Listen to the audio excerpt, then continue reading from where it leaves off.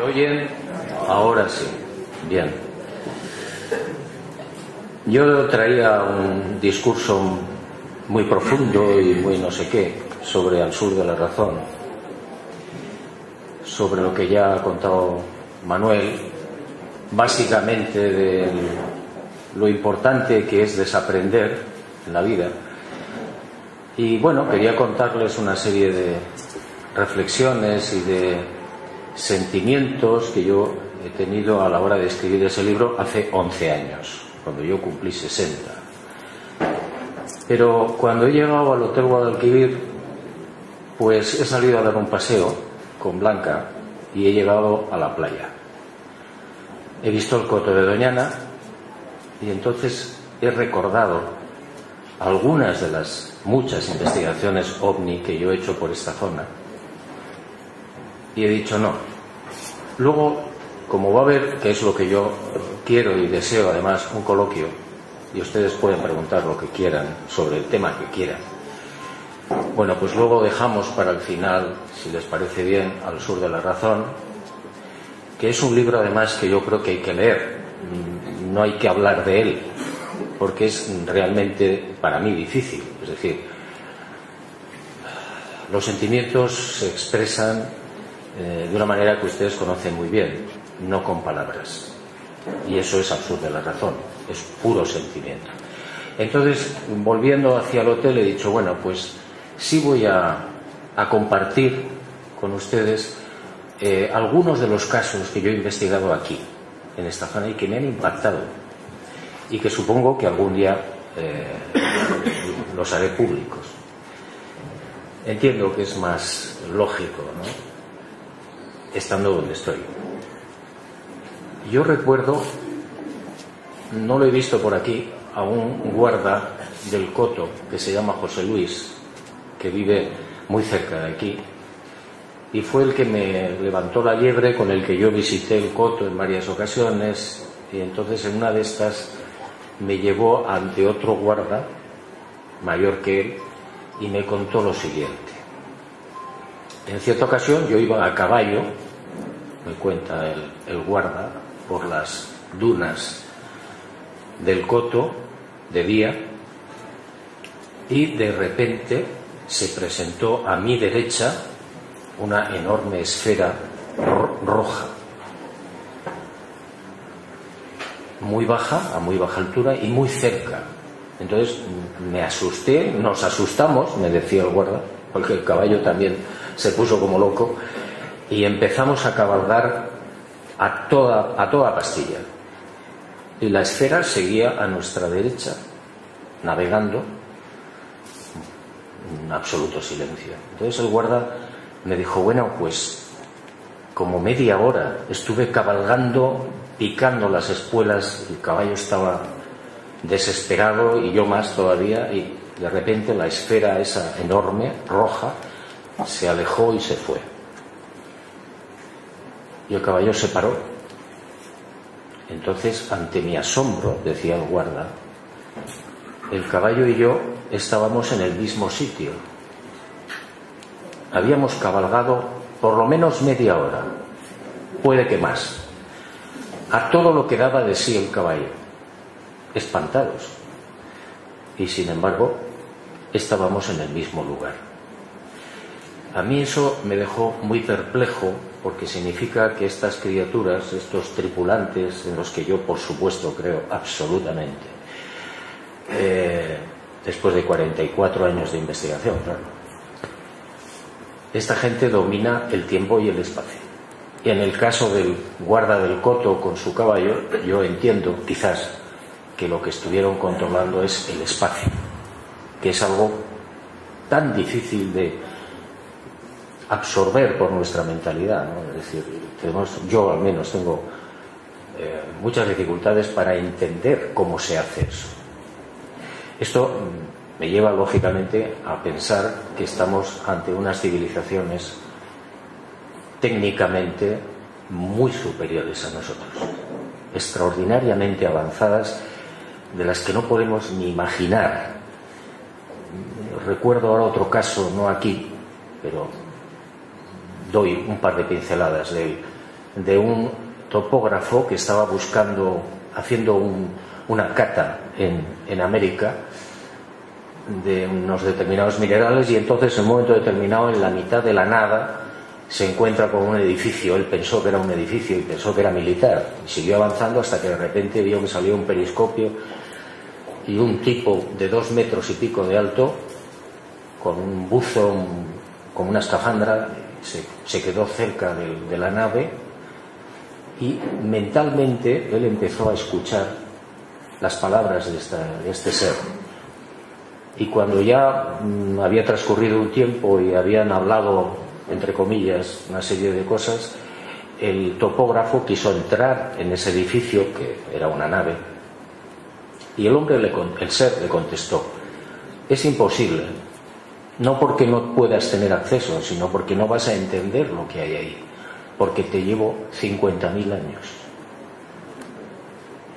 Quiero decir, vuelvo al primer caso, ¿no? Es decir, estamos ante unas civilizaciones, en plural, muchas civilizaciones, con una tecnología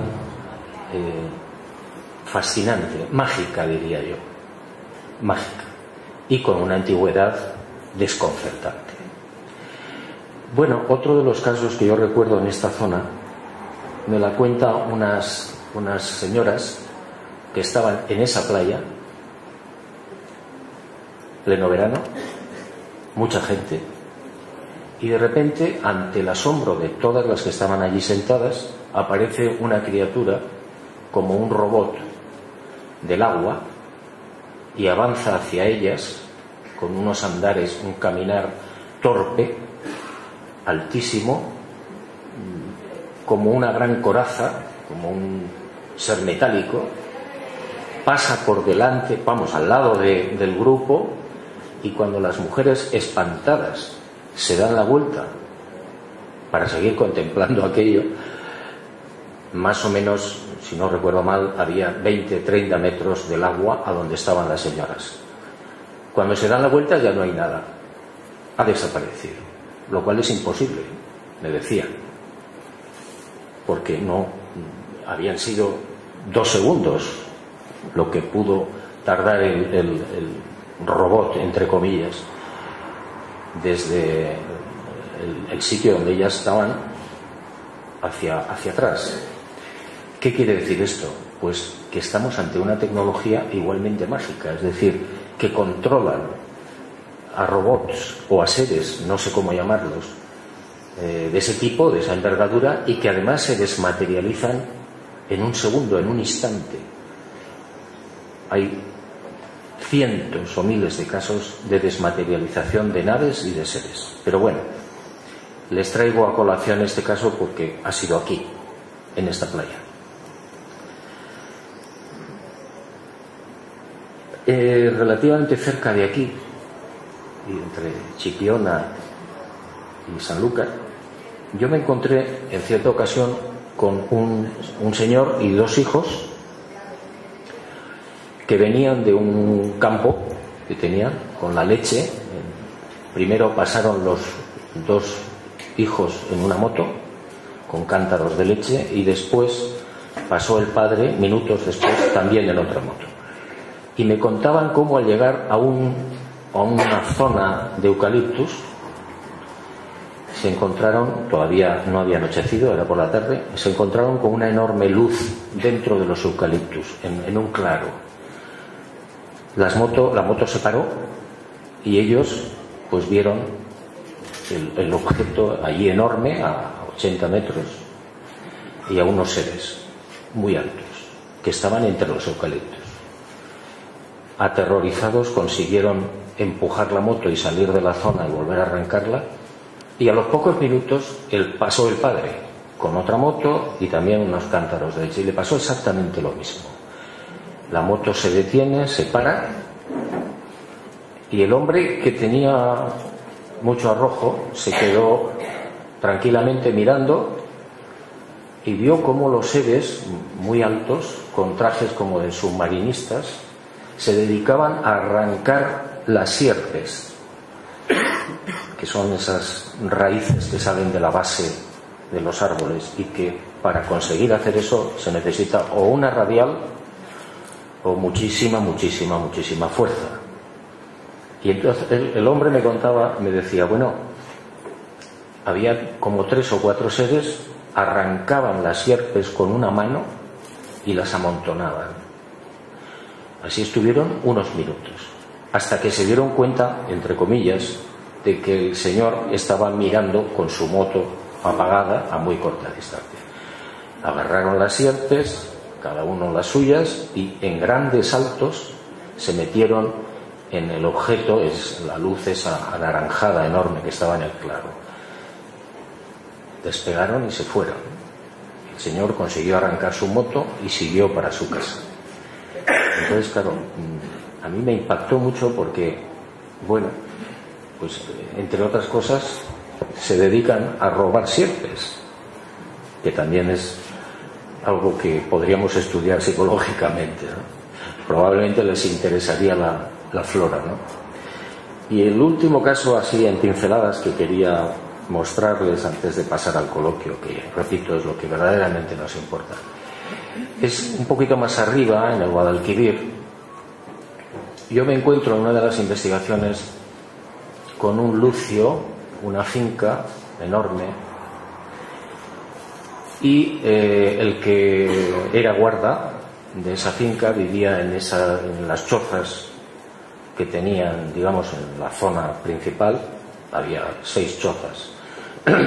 Y este hombre me contaba, decía, bueno, en un invierno estaba toda la marisma estaba inundada completamente. Habían llegado unos pescadores y me decía, estuvimos charlando, conversando, tomando un café, y ellos se fueron cerca de las chozas a seguir a pescar.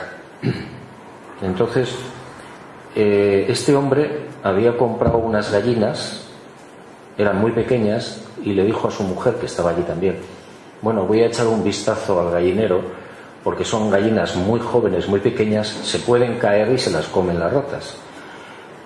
Y este señor, pues nada, caminó, salió de la choza principal, que era su casa, se fue hasta la choza del gallinero, y cuando vio que las gallinas estaban bien, se dispuso a regresar de nuevo a la choza principal. Todas las chozas estaban en un perímetro de 80-100 metros, están muy cerca unas de otras. Y en ese momento, cuando él ya regresaba hacia la casa, todavía de día, aproximadamente las 6 de la tarde más o menos, ve a un señor que viene caminando sobre las aguas. El hombre se quedó perplejo, claro, y bueno, se acerca y dice, pero ¿usted qué hace aquí? ¿Usted quién es? ¿Qué pasa? ¿Cómo ha entrado usted aquí? Y el individuo, que era muy pequeño, 1 metro aproximadamente de altura, vestía una chaqueta y un pantalón normales, venía impecable, sin barro, sin agua de ningún tipo, con unas orejas puntiagudas y un pelo como los militares, muy al cepillo. En perfecto español le contestó y dijo, no, yo es que me he perdido, yo venía en un artefacto, y a partir de ahí se produce un diálogo casi de besugos entre el señor, este ser, y el guarda, el guarda de la zona, ¿no? No, yo venía en un artefacto y me he caído. Y el otro le preguntaba, ¿pero qué es eso de un artefacto? Dice, no, una cosa que vuela. Pero bueno, ¿usted de dónde viene? Pues yo vengo de Goria. Y el otro le dice, bueno, Coria, usted viene de Coria. No, Coria, ¿qué es Coria? No, ¿cómo que? Bueno, imagínense usted la historia, es muy larga, pero bueno. Y en un momento determinado sale la mujer y lo ve también. Y entonces el otro le dice, bueno, yo estoy buscando un sitio que se llama Lupe. Y el guarda, que conoce perfectamente la región, dice, no, ¿Lupe? ¿Qué es Lupe? ¿Pero es un pueblo de Guadalquivir o...? No, Lupe. Pues bueno, tengo hambre y tal. Entonces el señor se apiada un poco del guarda de este señor y le dice a la mujer, hazle un bocadillo. Y entonces la mujer entra en la choza, le hace un bocadillo de tortilla con chorizo, se vuelve y se lo da y le dice: tenga cuidado porque está ardiendo, y se lo traga en un segundo. Entonces se quedan pasmados los dos y el tipo se va, desaparece y se va caminando sobre las aguas de la marisma. Estaba todo inundado, había como medio metro de agua, y se va donde los pescadores y el diálogo más o menos se repite y lo ven como se aleja otra vez sobre las aguas. Bueno, cuando el guarda, lo que verdaderamente le espanta de esto es que la conversación tiene lugar entre las 6:30 y las 7 de la tarde. Probablemente, según calculamos, pudieron estar como mucho una hora hablando. Él cree que no, pero bueno, una hora, entre que le hacen el bocadillo, etcétera. Y cuando la mujer entra en la choza, que ya se ha ido el volador, se da cuenta de que son las 2 de la mañana y sale espantada y le grita a su marido: son las 2 de la mañana. Y es imposible, hemos estado hasta las 6, las 7 de la tarde, incluso las 8 de la noche podríamos haber estado hablando. Que no, pero bueno, ¿cómo? ¿Qué ha pasado aquí? Las 2 de la mañana.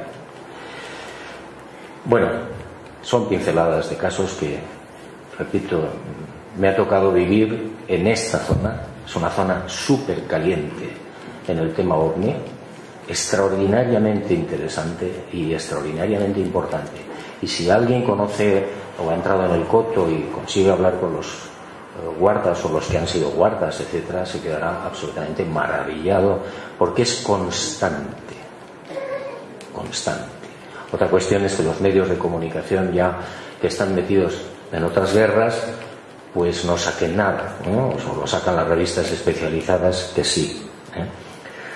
Bueno, como se nos echa el tiempo encima, y yo, repito, lo que quiero es conversar con ustedes de lo que les parezca oportuno, pues si les parece bien, vamos a empezar a hablar.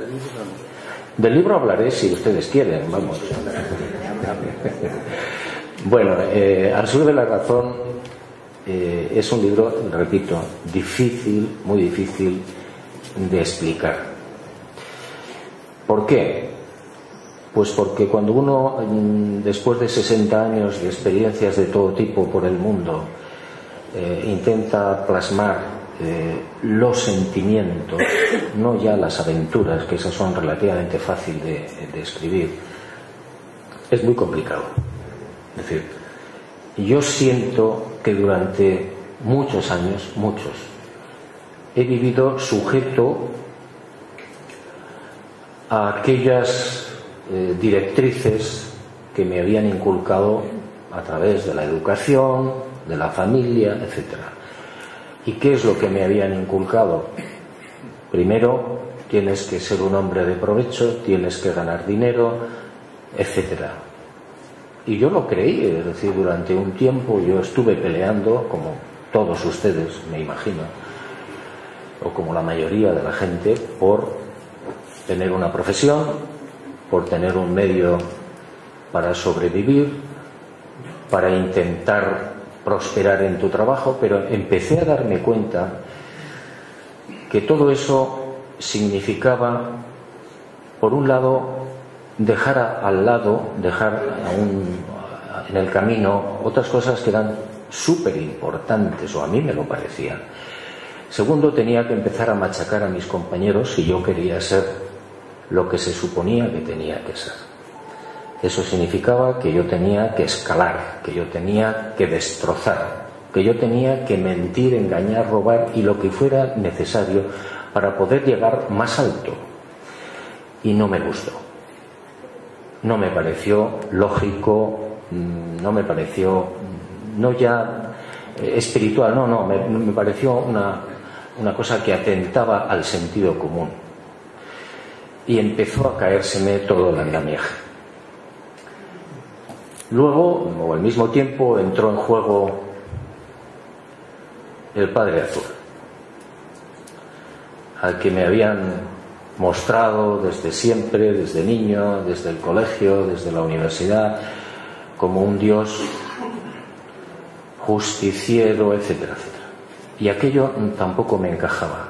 Empecé a sentir fuertes dolores de cabeza porque no entendía. Y finalmente, poco a poco, muy despacio, aquello se desmoronó. Y me quedé en blanco, limpio, lo cual agradezco profundamente a los cielos, porque fue el instante y el momento de poder quizá recuperar lo que había sido mío o lo que siempre ha sido de todos, pero la educación y las religiones sobre todo nos han eclipsado, ¿no? Nos lo han ocultado en beneficio de las multinacionales, que es lo que son las religiones, todas, aunque hay gente muy sacrificada y muy buena dentro de todas las religiones, también lo sabemos, pero las instituciones a mí se me cayeron y empecé a descubrir lo que decía Manuel, que caramba, un día alguien me toca en el hombro y me dice: es que tú tienes dentro a la divinidad, físicamente, está en tu mente, pero tú no te has dado cuenta.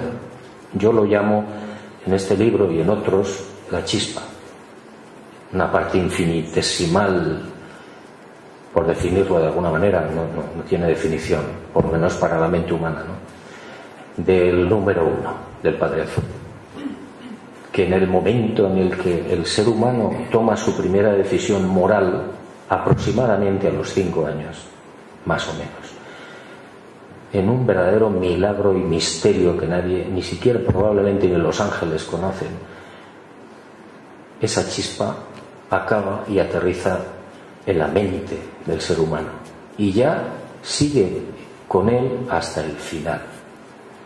Pero lo más interesante, que es lo que yo también reflejo en este libro como puedo, es que en el instante en el que esa chispa toma posesión de ese ser humano, le regala algo que es absolutamente maravilloso para mí, que es el alma, una criatura que también nos va a acompañar y que es eterna, siempre. Yo me había hecho un lío con lo del alma, el espíritu, bueno, era un caos.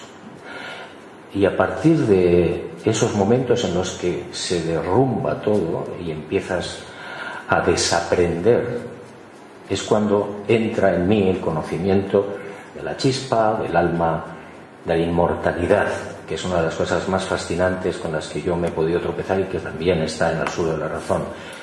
No podemos imaginar, pero el mayor regalo que se nos ha podido hacer en esta vida es la inmortalidad. Es decir, en el momento que alguien te imagina y eres inmortal.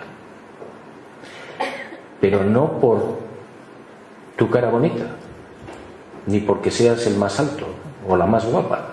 No. Es otra de las cosas que habrá que preguntarle al buen Dios cuando lleguemos allí, ¿no? Decir, bueno, a ver, explícame esto. ¿Por qué soy inmortal? Me imagino que la respuesta será muy simple. Porque me da la gana.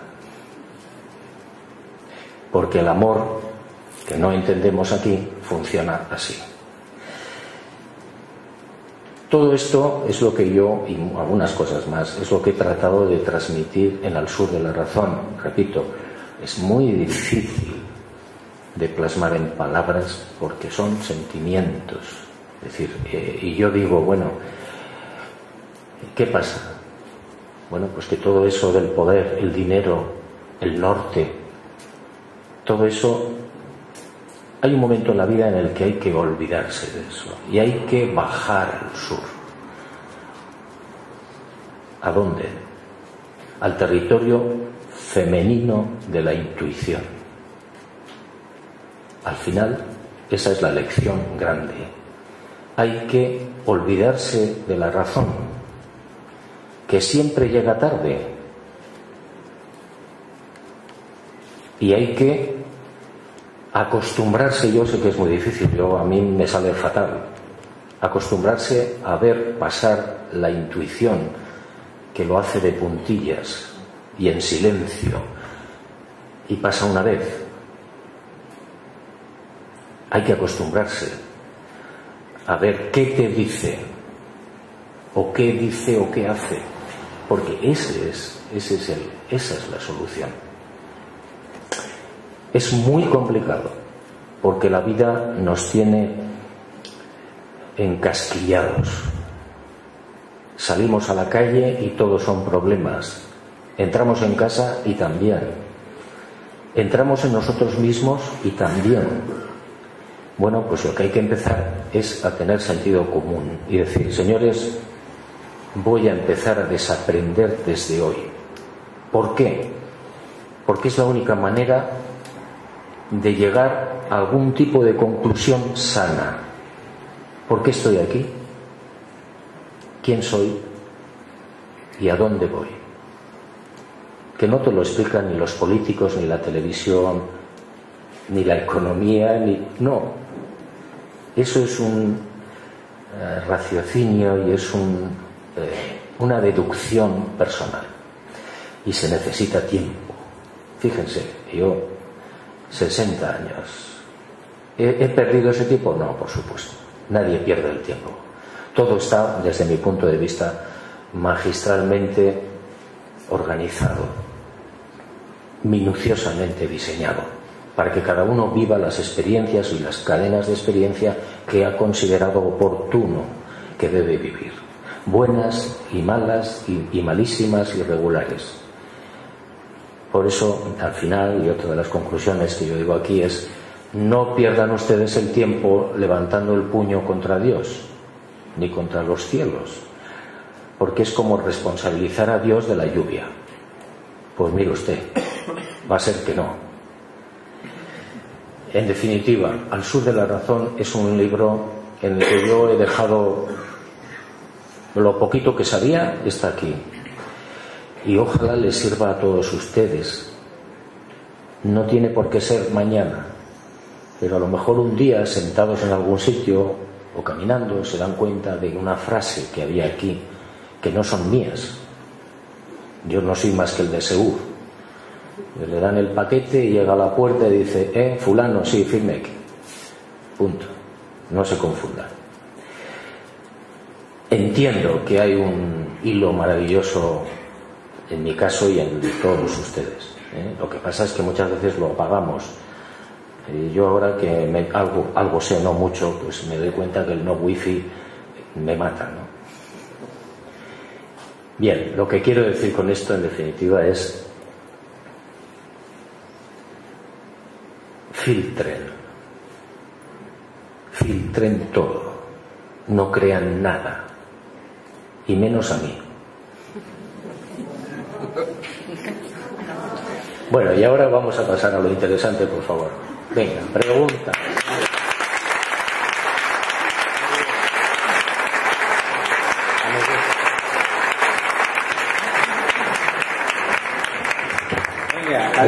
Venga. Fuerte. Buenas noches. Me gustaría preguntarle qué opina usted personalmente del caso de la autopsia de Roswell. ¿Verdad, mentira, fraude, etcétera? Preguntan para el que no haya escuchado, ¿qué opinaba sobre el caso de la autopsia de Roswell? Bueno, el muñeco es falso. Todo lo que se dijo sobre la autopsia, etcétera, es mentira, eso es falso, es una intoxicación. Roswell es cierto, es decir, en el año 47 se estrella una nave en Nuevo México, Estados Unidos, y el ejército captura a las criaturas que están vivas y a las que están muertas, por supuesto, entre 3, 4, 5 criaturas, probablemente vivas 2 o 3, a una la matan allí mismo. No sabemos por qué se estrella esa nave. Lo que sí es auténtico es que, si ustedes quizás, no sé si lo recordarán, se dio entre los documentales que se dio en aquel momento de la autopsia famosa de Roswell, que es una intoxicación pura y dura, porque había mucha presión en esos momentos en Estados Unidos para que los militares norteamericanos abrieran sus archivos y dijeran la verdad sobre Roswell. Entonces, ¿qué es la mejor manera de desinflar el globo? pues sacaba algo falso, con lo cual se vino abajo todo. Pero en uno de los documentales aparece unos planos muy rápidos donde se ven una banda de metal con unos símbolos y unas manos puestas. Yo creo que esos símbolos sí son de la nave de Roswell, es decir, eso sí era auténtico. Y le voy a decir por qué. Esos símbolos son o muy parecidos al bereber antiguo. El bereber antiguo, que ahora se llama Tifinagh, es el bereber moderno que se habla en el norte de África y que está en las pinturas rupestres de muchos lugares, por ejemplo de Argelia, del Tassili, en el desierto. ¿Qué pasa? Pues que yo me llevé unos de esos símbolos al desierto en una ocasión, plastificados sin decir nada a nadie, y se lo enseñé a los tuaregs, a la gente del desierto que me acompañaba. Y ante mi sorpresa, entre ellos se pusieron a traducir los símbolos de la nave de Roswell, y es una oración. Pudieron traducirla rápidamente y todos coincidieron. Y es una oración supuestamente dirigida a Dios. En esos momentos yo estaba en una zona de Argelia que se llama el Wadi Yerat, perdido en la nada.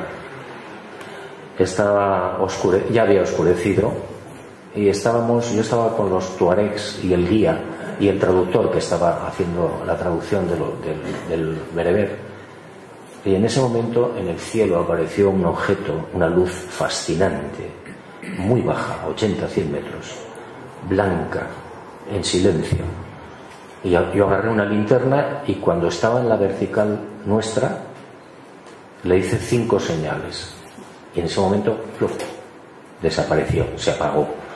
Yo me quedé muy impresionado porque en ese instante me estaban traduciendo lo de Roswell. Bueno, me he ido por las ramas, pero bueno, le digo que sí, Roswell es cierto. Hay más de 400 testigos de la nave estrellada, no sabemos por quién, y de las criaturas que probablemente eran cyborgs, es decir, mitad máquinas, mitad seres humanos, no sé, humanoides, algo que nosotros todavía no sabemos. Venga, más preguntas. A ver. Cuando estaba el cuartel de la Guardia Civil en la otra banda, hubo guardias civiles que vieron algo. O sea que a mí me han fascinado siempre sus libros, porque yo conozco personas que han visto los ovnis, y por eso sus libros pues siempre me han... Sí, me comenta la señora que ella conoce a testigos en el otro lado, en el cuartel de la Guardia Civil, que han visto cosas, por supuesto. Sí. Pero yo conocí a guardias civiles que habían visto algo. Sí. Mire, yo en septiembre voy a publicar un libro que creo que yo se lo debía a ustedes después de 44 años de investigación, que se dice pronto, que es un libro precisamente una selección de 300 casos inéditos sobre el fenómeno OVNI, solo para tus ojos. Entiendo que yo se lo debía a la gente que lleva tantos años, ¿no?, siguiendo este tema, y les aseguro que es espectacular. 300 casos. Hay aproximadamente 150 más o menos, la mitad de encuentros con las naves y el resto encuentros con los tripulantes de todas las clases que ustedes puedan imaginar, altos, pequeños, bueno, inéditos además, y les aseguro que es cierto, absolutamente cierto. Pero hay militares, las cúpulas militares en todo el mundo que no quieren que esto trascienda, porque llevaría, como ustedes saben muy bien, llevaría a una obligada revisión de muchas estructuras de todo tipo, desde el punto de vista social, religioso, económico, político, científico, y eso no les interesa. Es decir, el fenómeno ovni no existe, punto. Bueno, ¿qué más? En la línea que usted habla del reino de Dios que está dentro de nosotros, que Dios está dentro de nosotros, ¿esto usted le equipara o la igualidad a la de San Agustín? ¿Perdón? Ah, San Agustín. Usted ha estado diciendo que el Dios lo tenemos nosotros. Sí. Digo yo, si usted la línea que estudió y que se encontró, que tanto nosotros a San Agustín encontrar. No he seguido ninguna línea de ningún teólogo, ni de ningún especialista, ni de ningún exégeta, ninguna. Mire, yo he tenido verdaderas dificultades para encontrar esa definición que yo pobremente les he podido hacer sobre la chispa. No hay una definición tan esquemática y al mismo tiempo tan certera. Sí hablan de que Dios nos habita y la gracia de Dios, etcétera, etcétera. Pero de que a los 4 o 5 años, más o menos, por el hecho de tener y tomar una decisión moral, el buen Dios se desdoble, no sé, es que no sé qué palabra emplear, y habite a cada ser humano, es algo que yo no lo he encontrado así, de esa manera, no lo he encontrado. San Agustín te explica así, cuando le dice que tal de mí, hermosura tan antigua y tan nueva, tú estabas dentro de mí y yo afuera, que si por fuera te buscaba. Sí, pero no me está diciendo que Dios se fracciona. Está utilizando un lenguaje muy poético, maravilloso. Él lo encuentra, que se lo encuentra dentro de él. Él lo encuentra, no sé si es una fracción muy entera o es la fe. Probablemente estamos hablando de lo mismo. Pero vamos, yo no lo conocía, no lo sabía. Luego hay... Yo tengo una pregunta, yo sé que me va a decir que no. Entonces, ¿crees que ya llevamos 20 años? ¿Hay que buscar una conclusión de cómo puede ser el posible traslado? Traslado del espacio, ¿no? Traslado de las naves en el espacio. Sí, esa es la gran incógnita, o una de ellas, una de las grandes incógnitas. Mire, yo no tengo ni idea de cómo lo hacen, pero estudiando, examinando, pensando, reflexionando sobre cómo los ven y de repente desaparecen, se aniquilan. No es que se larguen y se vayan y desaparecen, que también, sino que de repente el testigo o los testigos están viendo la nave aquí y una centésima de segundo después ya no está, o a los tripulantes pasa exactamente igual. ¿Eso a dónde nos lleva? Solamente yo he podido acceder a una posible explicación. Controlan las dimensiones. Eso es algo que nosotros, mire, la física cuántica está empezando desde hace muy poco tiempo a intuir que haya más dimensiones no es ninguna tontería. Y el teletransporte cuántico está siendo estudiado muy a fondo. Entonces, bueno, están dando los primeros pasos para esa posible explicación, que seguramente es así y más compleja todavía. Es decir, porque eso nos llevaría además al salto de los saltos. Es decir, cuando uno muere, ¿qué pasa? Yo entiendo que uno salta a otro lugar, quizás a una de esas dimensiones que nosotros técnicamente todavía no tenemos acceso. Mire, yo tenía una abuela que era contrabandista en Barbate, y aquella mujer era maravillosa le traían el café y las medias de cristal y no sé qué de Gibraltar, y la mujer se recorría todo Barbate. Al primer sitio donde iba siempre era el cuartel de la Guardia Civil. Bueno, lo que iba. Yo a mi abuela, que murió en el 67, yo no le hubiera podido explicar qué es un móvil, ni yo lo entiendo.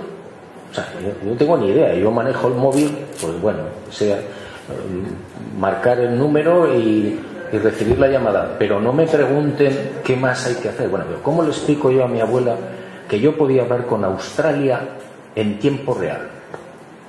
No me hubiera creído. Y ya si nos vamos a Napoleón, ni le cuento.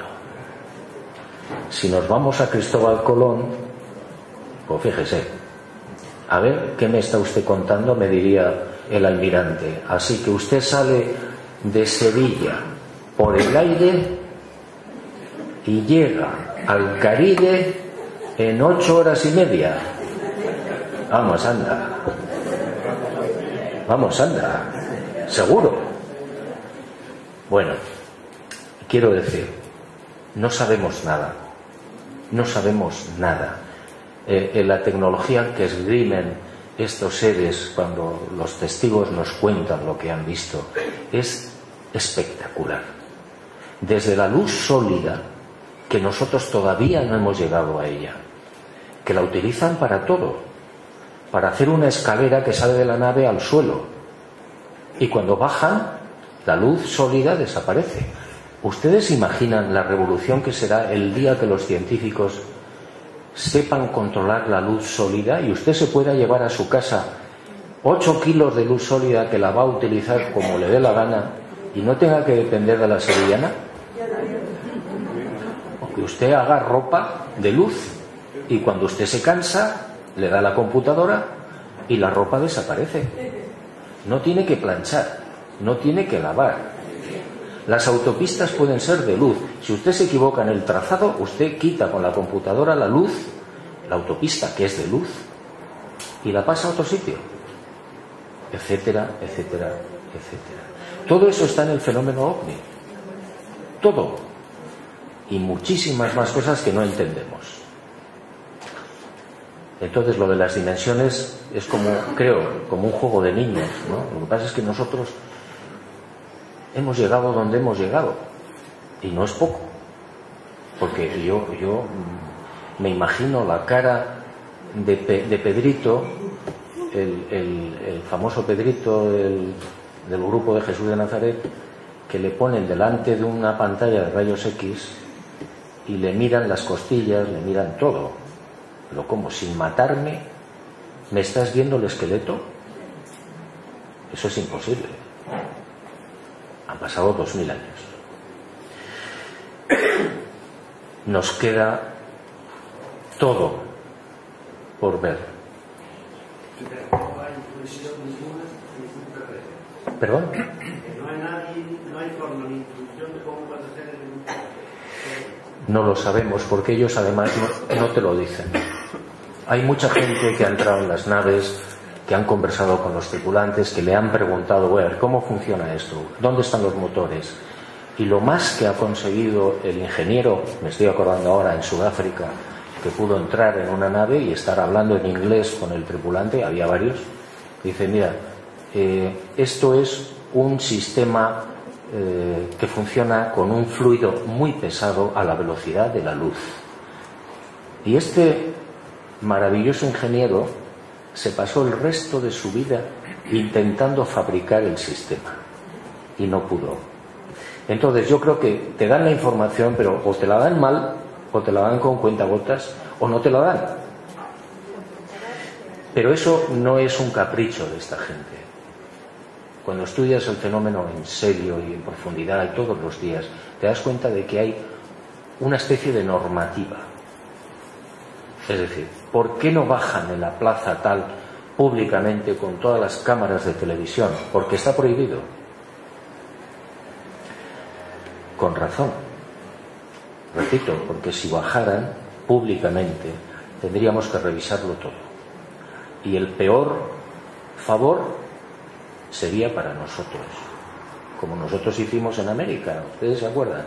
Por aquí pasaban las carabelas también, que iban para allá. Y mire lo que hicimos. Bueno, lo que hicieron los ingleses, lo que hicieron los alemanes, lo que hicieron los franceses, etcétera, ¿no? Terrible. Sí. ¿Cree que los gobiernos del mundo han contactado ya con ellos? No creo que los gobiernos del mundo hayan contactado con estos seres. Esa es una leyenda que anda circulando por ahí desde hace mucho tiempo.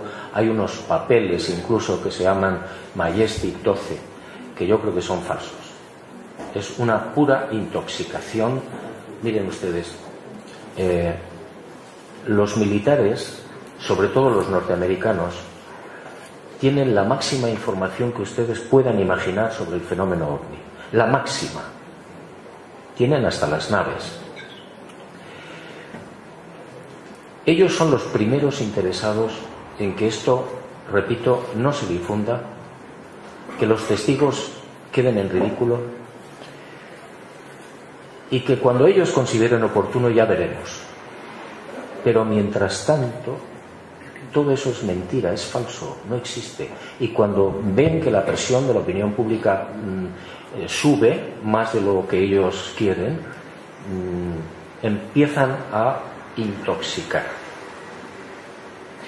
A nivel de medios de comunicación, para empezar, como lo hacen en todos los demás campos. Es decir, que el fenómeno ovni es uno de ellos, pero miren, no me tiren de la lengua, por favor. Porque ustedes no pensarán que las Torres Gemelas las tiraron los pobres yihadistas, que son bastante locos, porque, mire ustedes, yo me he leído el Corán 3 veces y les aseguro que el Corán es de locos, pero ellos no tiraron las Torres Gemelas.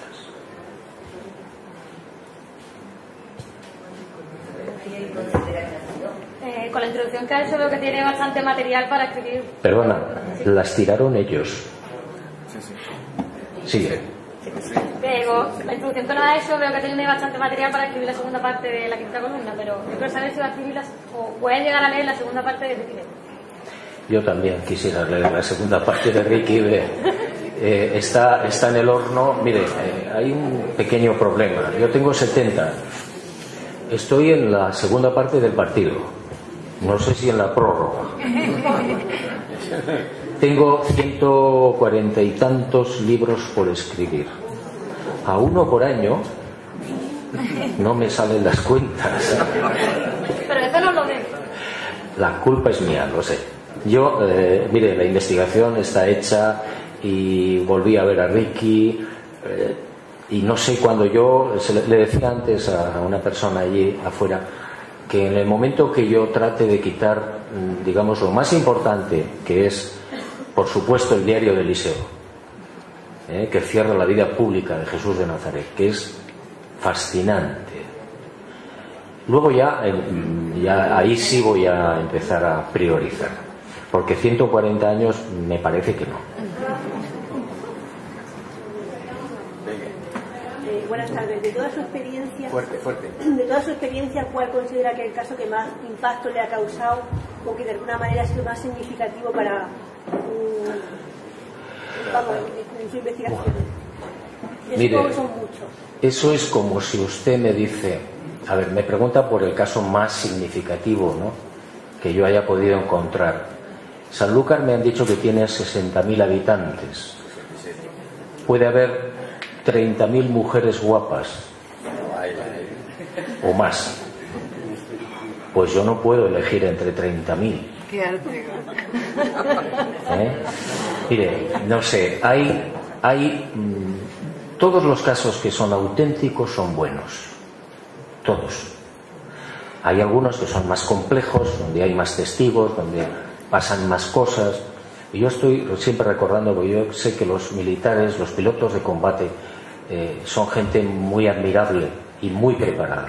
Entonces yo recuerdo siempre un caso de un piloto español de combate que ya se retiró de general, y este señor el 17 de noviembre del 79 salió de la base de Los Llanos en Albacete con un F1, porque los radares estaban viendo, entre comillas, un objeto encima de la zona de Motril.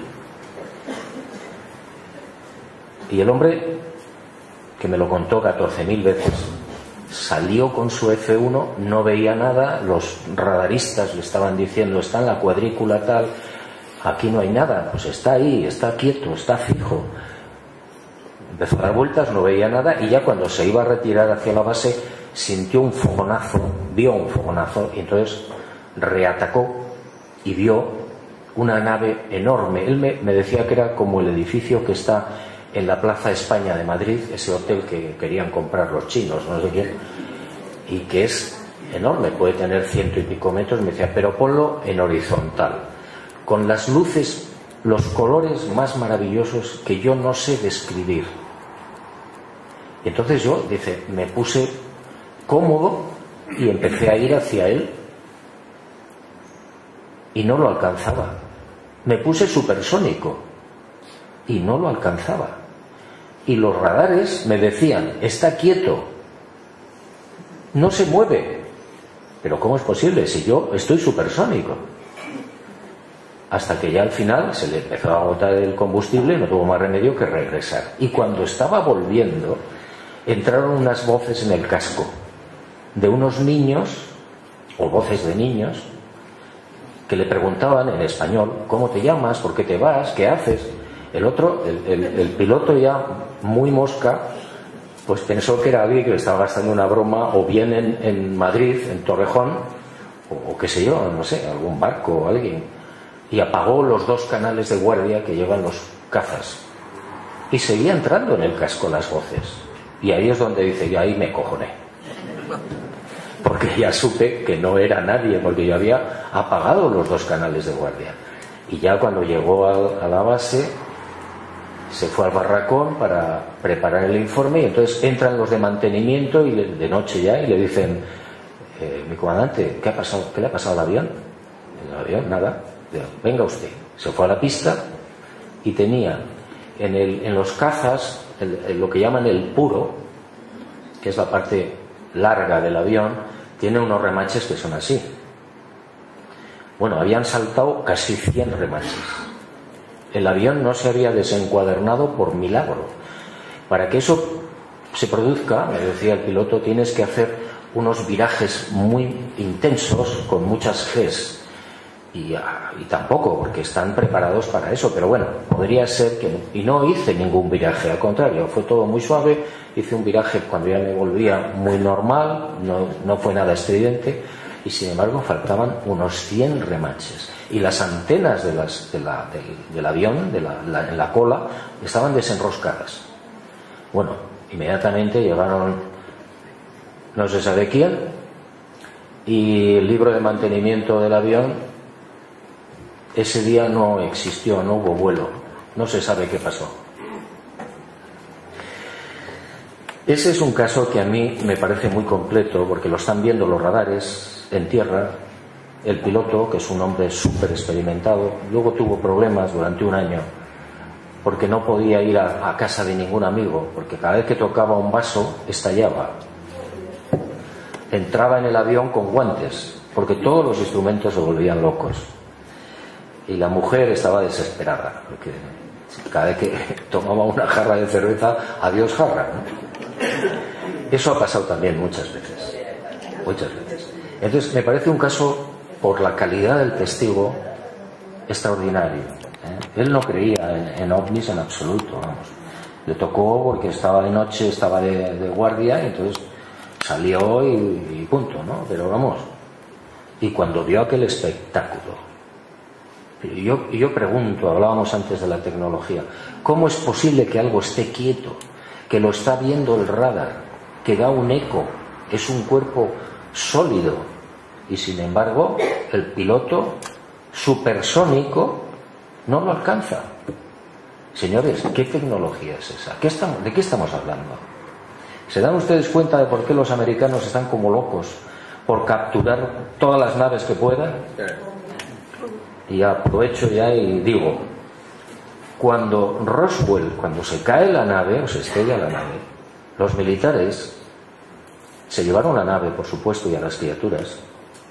Y durante mucho tiempo, y todavía siguen en ello, se dedicaron a explorar la nave para ver qué tecnología tenía la nave. Y como son muy listos, ¿qué hicieron? Año 1947. Dijeron, bueno, ya sé lo que vamos a hacer, dijo el Pentágono. Las piezas las vamos a poner en manos de determinadas empresas especializadas, diciendo que son piezas capturadas a los nazis. Y fíjense ustedes qué curioso, así sale el láser, el chip, la fibra óptica y una serie de inventos que todo el mundo dice, pensó, esto está inventado por el hombre, ¿no, señor? Y siguen todavía.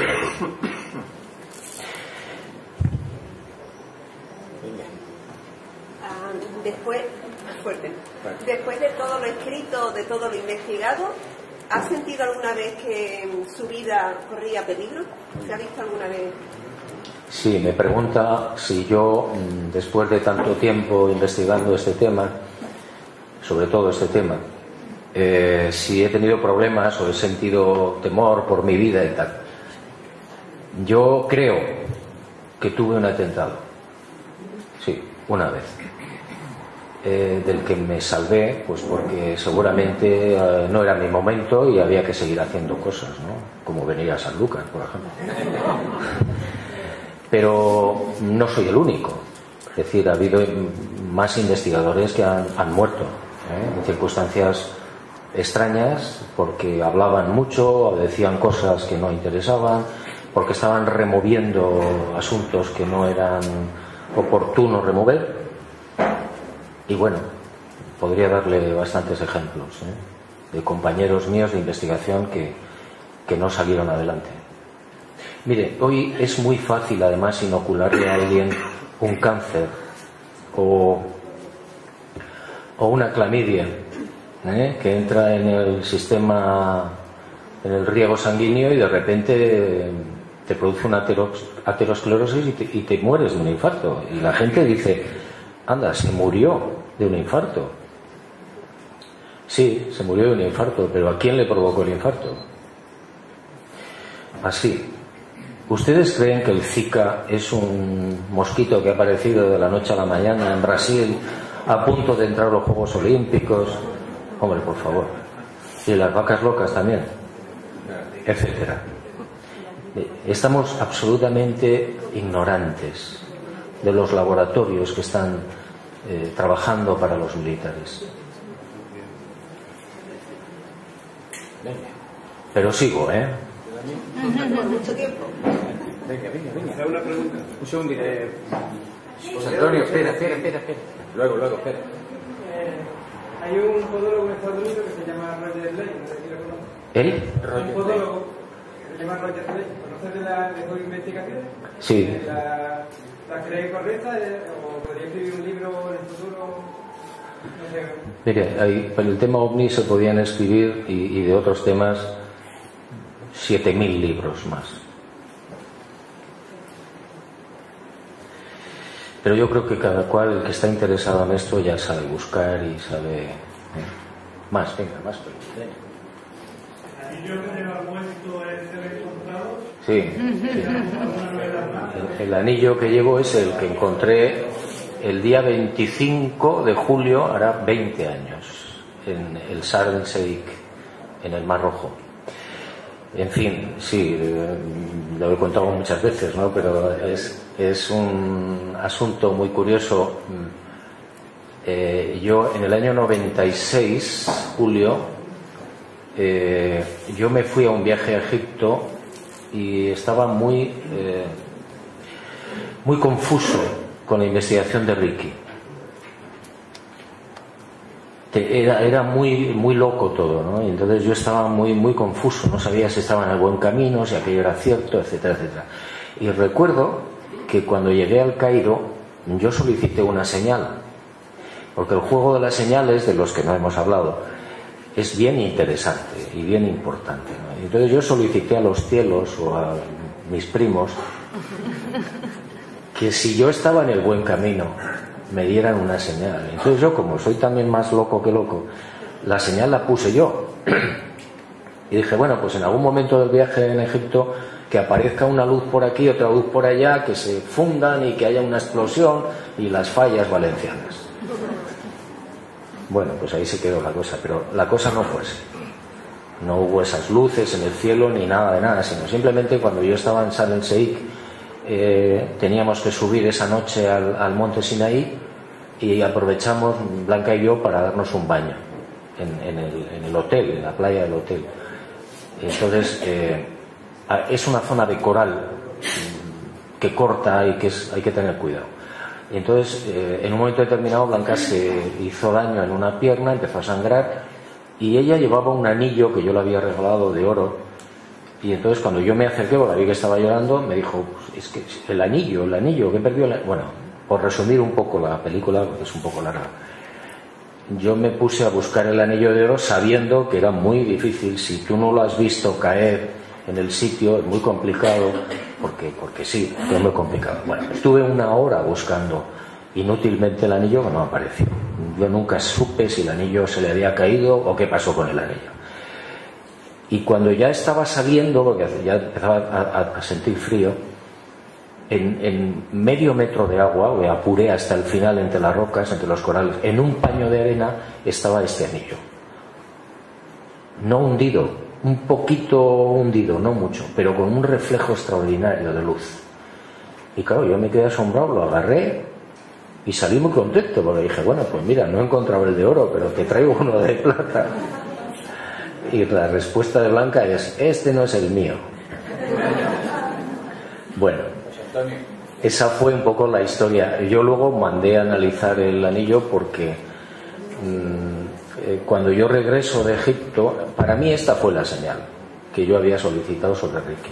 Cuando yo regreso a España me encuentro con que esto fue el 25 de julio. Bueno, pues el 16 de julio un señor, un paisano ya jubilado en Jaén, en Los Villares, a las 12 de la mañana iba con su perro y de repente vio en las afueras del pueblo una nave posada en el suelo y 3 tipos, 2 mujeres si no recuerdo mal y un hombre, que le están mirando y le lanzan una luz que cae a sus pies. Bueno, todo esto, la nave en la cúpula tenía el 101, que es lo que tiene el anillo, 9 unos y 9 ceros, o sea, 1, 0, 1, palo, 0, palo. Él agarra la luz y no es una luz, es una piedra esférica, negra con símbolos. Entre los símbolos está 1, 0, 1. Claro, yo me puse a investigar inmediatamente el asunto, el anillo, y este anillo tiene unas características, según los científicos que lo miraron, muy extraña. Una de ellas, y es que tiene luz, pero no se ve.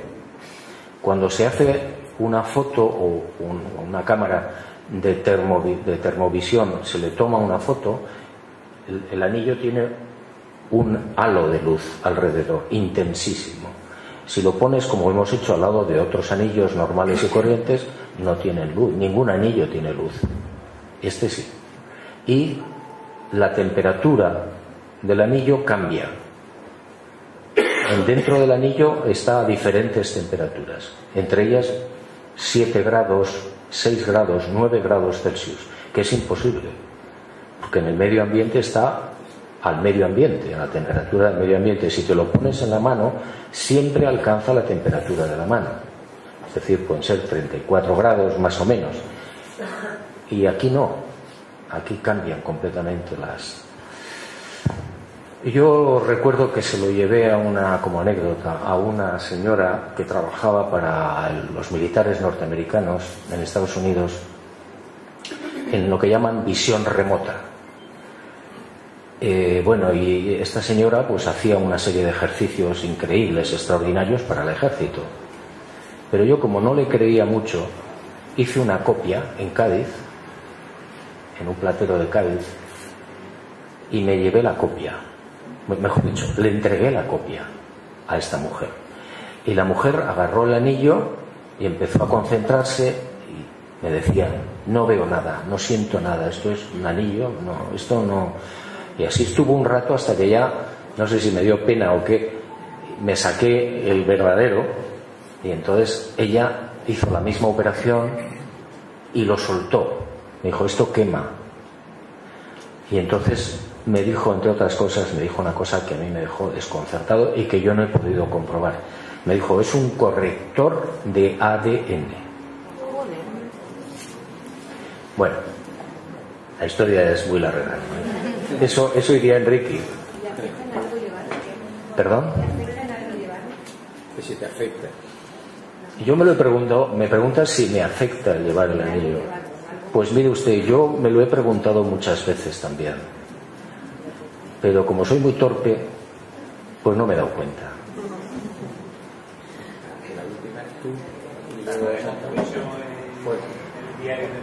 ¿Perdón? El diario de Eliseo, si todo va bien, sí, no, además en el 2018 o 19, lo más tardar. En el 19 se cumplen 35 años del Caballo de Troya. Puede ser el 18 o el 19. Antes hay otros libros que ya están escritos. Espero que les divierta muchísimo. José Antonio, la última pregunta. Yo quería hacer respecto a la Luna. El satélite chino Shenzhou fotografió una presunta instalación en la Luna. ¿Qué se sabe respecto de las instalaciones que allí hay? Que ya algunas de ellas casi se ven desde aquí, porque hoy día hay instrumentos al alcance casi de cualquiera. Bueno, me preguntan sobre las instalaciones, supuestas instalaciones en la Luna. Fotografiadas por el satélite chino Shenzhou. Sí, fotografiadas por los chinos. Bueno, mire usted, lo que yo sé, lo que a mí me explicaron los militares es que el proyecto Apolo fue a la Luna con la misión fundamental y vital de explorar, traer muestras y filmar esas ruinas. Todo lo demás, montar en bicicleta, traer piedras y todo eso, y hacer la carrera espacial y ganarle a los rusos, fue verdad. Pero lo más importante fue lo otro. ¿Y qué pasó? Que en el último Apolo bombardearon esos edificios con armas nucleares tácticas. ¿Yo digo que cayó un meteorito en ese momento? Eso no lo sé. No lo sé. Eso no lo sé. No lo sé, pero lo que sí me aseguraron por activa y por pasiva y por perifrástica que se destruyó todo lo que ellos habían localizado. Por eso no se ha vuelto a la Luna. Se necesitan 50 años para descontaminar la mínima atmósfera que tiene la Luna. Y bueno, pues estamos a punto. Pero se nos engañó miserablemente. Sí se fue a la Luna, por supuesto. Otra cosa es que había un plató preparado por si acaso algo fallaba, que también es cierto. Pero se fue a la Luna, y se fue a la Luna para hacer algo tan brutal como robarnos una información.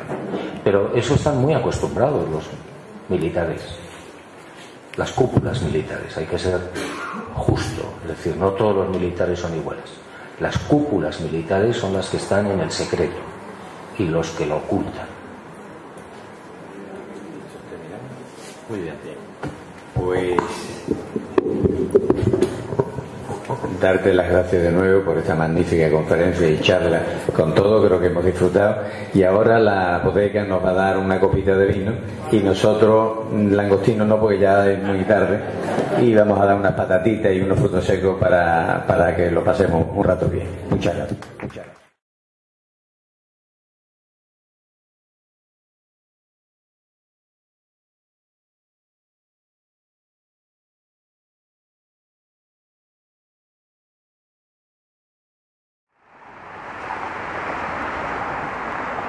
¿Me oyen? Ahora sí. Bien. Yo traía un discurso muy profundo y muy no sé qué sobre Al sur de la razón.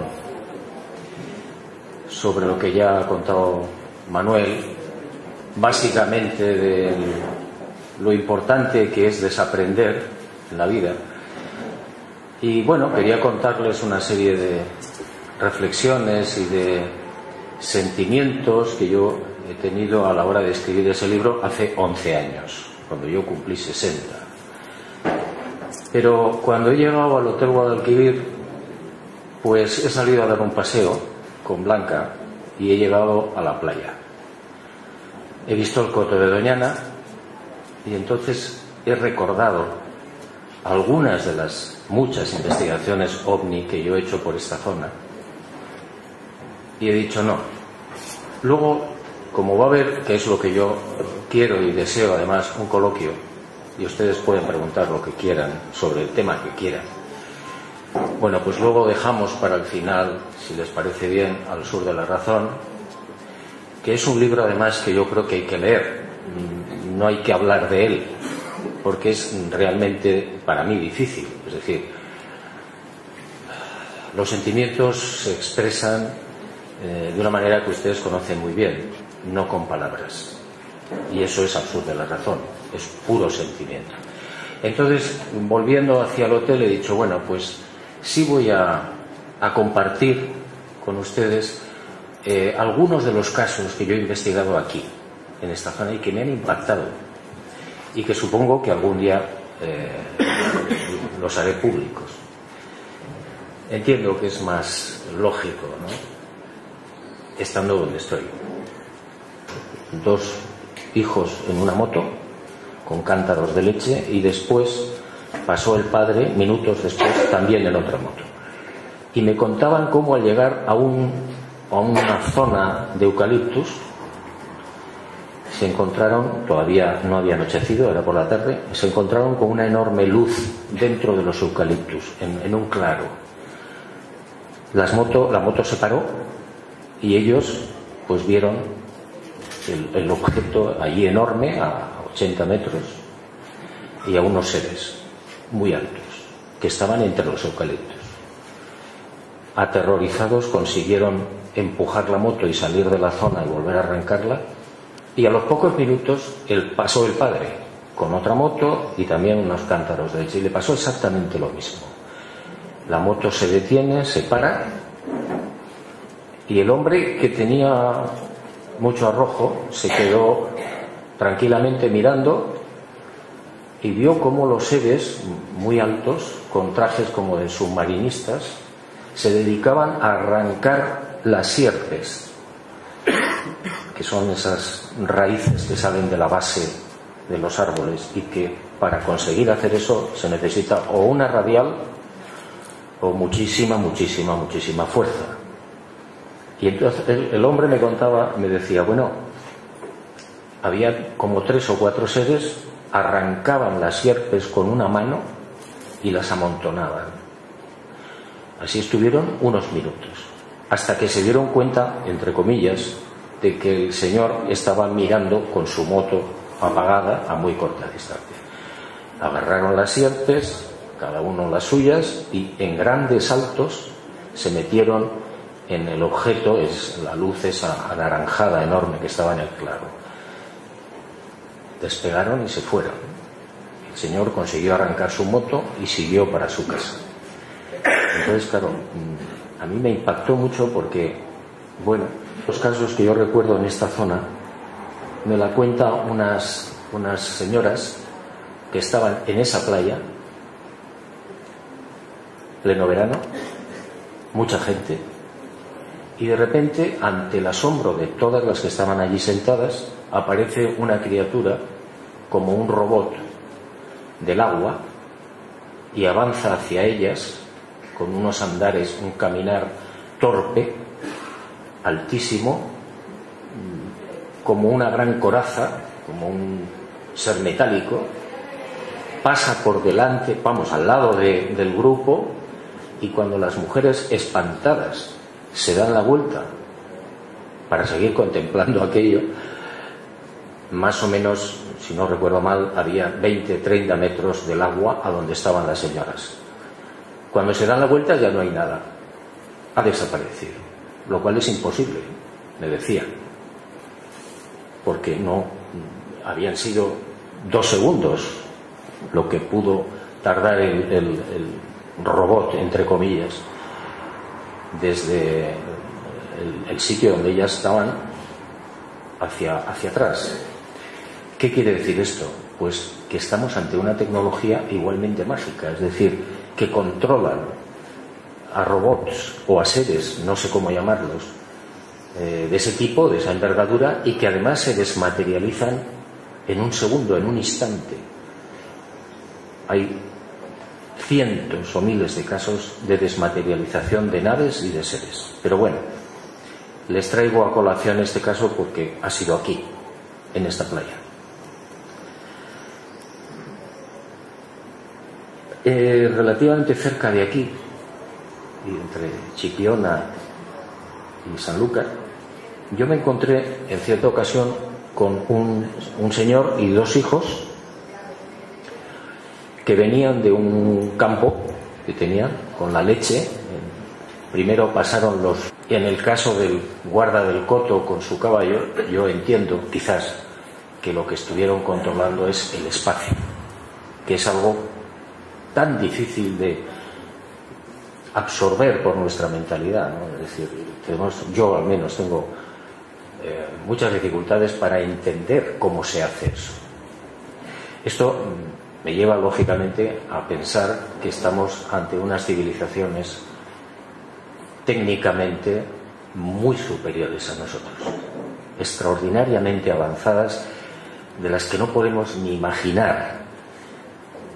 Recuerdo ahora otro caso, no aquí, pero doy un par de pinceladas de un topógrafo que estaba haciendo una cata en América de unos determinados minerales, y entonces en un momento determinado, en la mitad de la nada, se encuentra con un edificio. Él pensó que era un edificio y pensó que era militar, y siguió avanzando hasta que de repente vio que salió un periscopio y un tipo de 2 metros y pico de alto, con un buzo, con una escafandra, se quedó cerca de la nave, y mentalmente él empezó a escuchar las palabras de este ser. Y cuando ya había transcurrido un tiempo y habían hablado, entre comillas, una serie de cosas, el topógrafo quiso entrar en ese edificio, que era una nave, y el ser le contestó: es imposible, no porque no puedas tener acceso, sino porque no vas a entender lo que hay ahí, porque te llevo 50.000 años. Quiero decir, vuelvo al primer caso, ¿no? Es decir, estamos ante unas civilizaciones, en plural, muchas civilizaciones, con una tecnología fascinante, mágica, diría yo, mágica, y con una antigüedad desconcertante.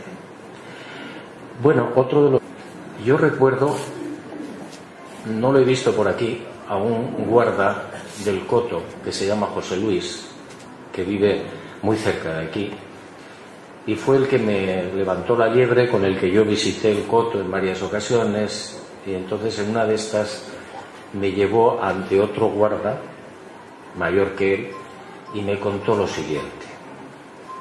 En cierta ocasión yo iba a caballo, me cuenta el guarda, por las dunas del coto de día, y de repente se presentó a mi derecha una enorme esfera roja, muy baja, a muy baja altura y muy cerca. Entonces me asusté, nos asustamos, me decía el guarda, porque el caballo también se puso como loco, y empezamos a cabalgar a toda pastilla, y la esfera seguía a nuestra derecha, navegando en absoluto silencio. Entonces el guarda me dijo: bueno, pues como media hora estuve cabalgando, picando las espuelas, el caballo estaba desesperado y yo más todavía, y de repente la esfera esa enorme, roja, se alejó y se fue. Y el caballo se paró Entonces, ante mi asombro, decía el guarda, el caballo y yo estábamos en el mismo sitio. Habíamos cabalgado por lo menos media hora, puede que más, a todo lo que daba de sí el caballo, espantados. Y sin embargo, estábamos en el mismo lugar. A mí eso me dejó muy perplejo, porque significa que estas criaturas, estos tripulantes, en los que yo por supuesto creo absolutamente, después de 44 años de investigación, claro, esta gente domina el tiempo y el espacio.